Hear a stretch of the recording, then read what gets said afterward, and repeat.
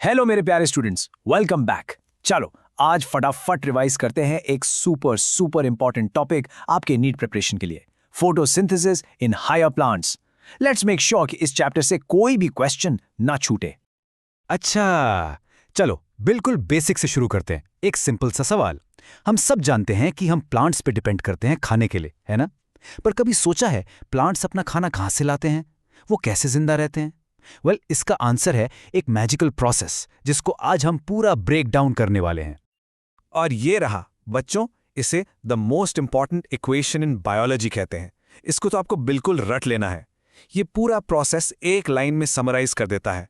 6 molecules carbon dioxide के plus 6 molecules पानी के सनलाइट की प्रेजेंस में हमें देते हैं 1 मॉलिक्यूल ऑफ ग्लूकोज, यही है प्लांट का खाना, और 6 मॉलिक्यूल्स ऑफ ऑक्सीजन जिससे हम सांस लेते हैं।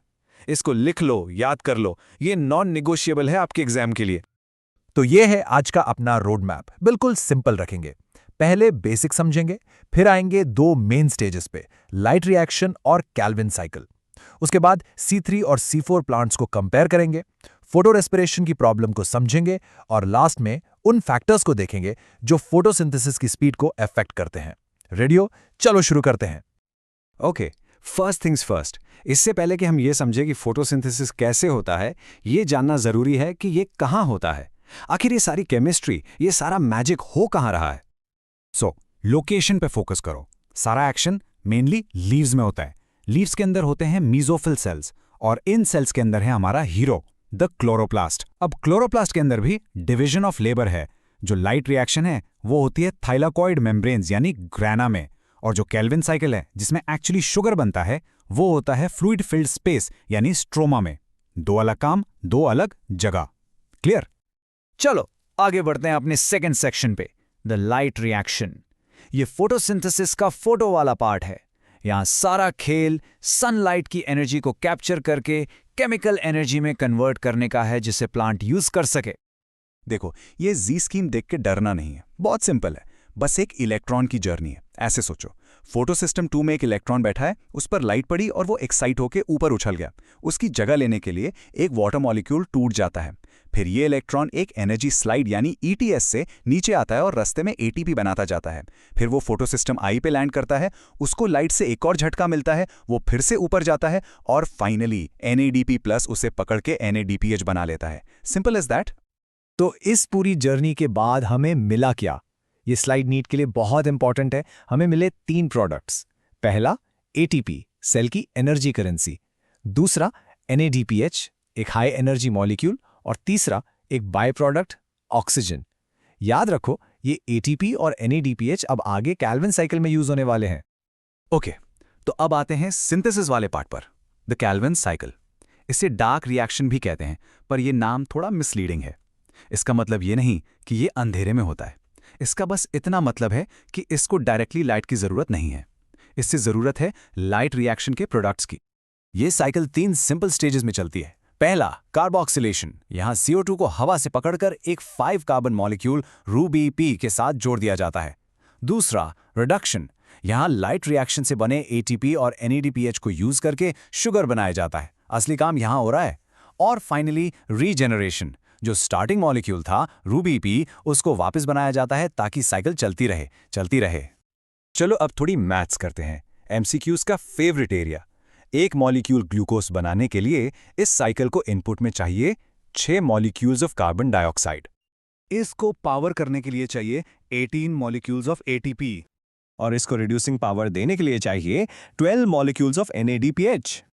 और इतने सारे इनपुट के बाद हमें मिलता है एक single precious molecule of glucose. तो ये नंबर्स लॉक कर लो, 6 CO2, 18 ATP और 12 NADPH फॉर 1 ग्लूकोज। ये डायरेक्ट क्वेश्चन बनेगा।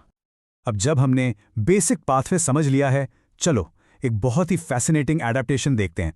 हर प्लांट सेम तरीके से काम नहीं करता और यहीं से कंसेप्ट आता है C3 और C4 प्लांट्स का। मैं आपसे एक सवाल पूछता हूं, क्या दुनिया का हर प्लांट CO2 को फिक्स करने के लिए RuBP को ही यूज करता है? The answer is no.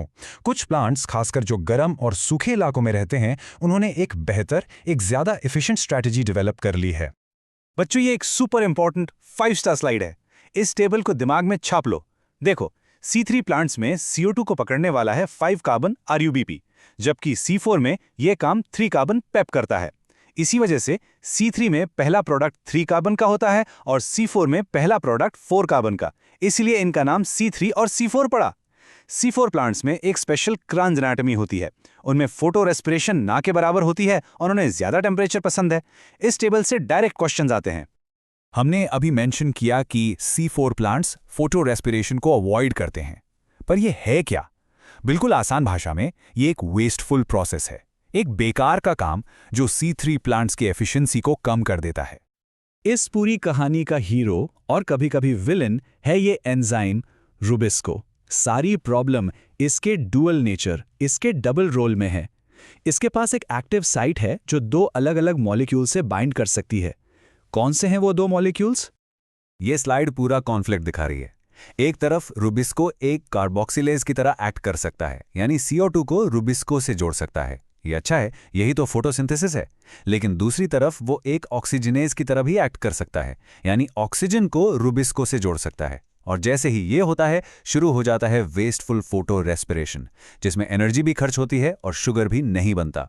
C4 plants इस प्रॉब्लम को सॉल्व कर लेते हैं। वो रुबिस्को तक CO2 पंप करते हैं ताकि वो हमेशा CO2 को ही चुने।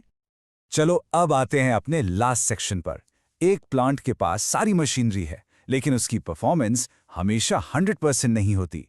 फोटोसिंथेसिस की जो स्पीड है, जो रेट है, वो कई फैक्टर्स से लिमिट हो सकती है। इसको समझने के लिए हम यूज करते हैं ब्लैकमैन्स लॉ ऑफ लिमिटिंग फैक्टर्स। बिल्कुल सिंपल है। सोचो आप चाय बना रहे हो, आपके पास बहुत सारी चीनी है, दूध है, पर चाय पत्ती बस 1 चम्मच है। तो आप कितनी भी चाय बना लो, उसकी क्वांटिटी चाय पत्ती से ही लिमिट होगी। सेम चीज यहां है। अगर लाइट और CO2 परफेक्ट भी हो पर टेम्परेचर बहुत कम हो, तो पूरा प्रोसेस टेम्परेचर से लिमिट हो जाएगा। तो में लिमिटिंग फैक्टर्स कौन से हैं? लाइट है, पर आमतौर पर यह लिमिटिंग नहीं होता। जो सबसे बड़ा लिमिटिंग फैक्टर है वो है कार्बन डाइऑक्साइड। इसे याद रखना। टेम्परेचर भी बहुत इंपॉर्टेंट है और हमने देखा कि C4 प्लांट्स ज़्यादा टेम्परेचर में बेहतर काम करते हैं। और पानी वो इनडायरेक्टली इफेक्ट करता है। पानी की कमी से स्टोमाटा बंद हो जाते हैं और CO2 अंदर नहीं आ पाता। और ये हमें लाता है हमारे फाइनल थॉट प्रोवोकिंग क्वेश्चन पर। सोचो इसके बारे में। मेज और सोरगम जैसे C4 प्लांट्स ट्रॉपिकल क्लाइमेट्स में, यानी गर्म इलाकों में, वीट जैसे C3 प्लांट्स से ज़्यादा प्रोडक्टिव क्यों होते हैं? अभी हमने जो भी पढ़ा है, उनका स्पेशल एनाटमी, उनका हायर टेम्परेचर टॉलरेंस और उनका फोटो रेस्पिरेशन को अवॉइड करने का तरीका, इन सभी डॉट्स को कनेक्ट करो और आपको अपना आंसर मिल जाएगा। That's all for today's revision. All the very best for your preparation बच्चों।